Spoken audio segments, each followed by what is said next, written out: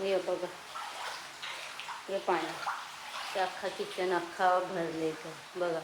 इथं जेवायला बनवू आम्ही, इथं जेवायला बनवतो. ते इकडं सगळं ठेवलं. कुठं जेवायला बनवायचं एवढं पाणी? हां, कुठं जेवायला बनवायचं? आज आमच्या घरात म्हणणार चिंबोर डांगणले सगळे डांगण, ठीक आहे, पण भरलेलं फांगडं बघा ना कसं ठास ठास ठास. तर नुसता फांगड्यांचा रस्सा भेटणार आज. फांगऱ्यांचा रस्सा भेटण्यासाठी फांगरं तोरायला लागतील. मग लगेच बी लागलो फांगरं तोरायला ना. लगेच त्याच्यानंतर माझी बायकोनी घेतलं ते धवाला. काय करते गो ऋषा? चिंबोऱ्या जावी जिथले तिने नाला.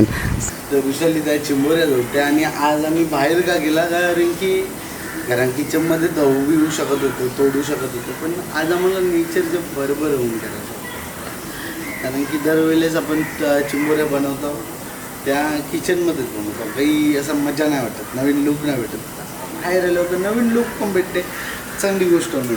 जोपर्यंत आत्ताच उठल्यावर, ठीक आहे.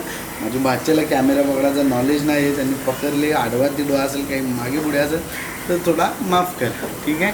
आणि तिसरा हे आमची चेलनीला आलेलं चेलं बघा ना, त्याच्या मागे कलम केलेला आंबा बी बघा ना. लगेच आम्ही कोडेल बनवला, आतमध्ये गेलो. तवऱ्यान भर मुसार पाऊस आला ना. पाऊस आल्यावर कळलं बघा आंबा परला आमच्या दादांचा. आमच्या अख्खा बुरांशी पडला.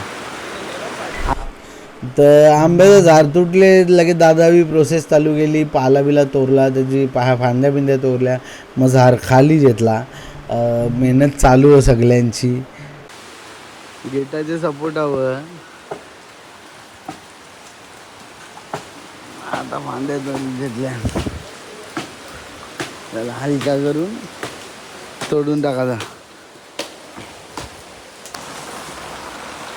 पाणी बघा कवरे आणले आका कमरेवर नाही. आमच्या घराचा गेट एंट्रन्सला चौरा पाणी आहे, तर कोणी माणूस घरांतरी कसा येईल.